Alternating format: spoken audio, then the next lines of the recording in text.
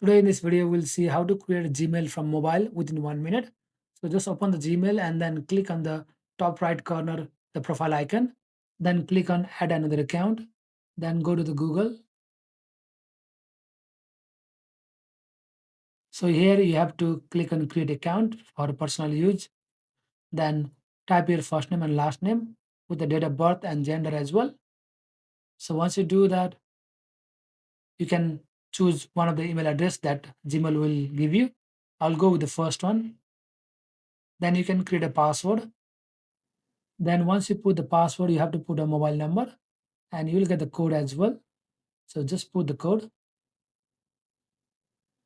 So once you put the code, you have to make sure the number is added on your account. So just click on next and then review your account information. Then click on next and then click on I agree.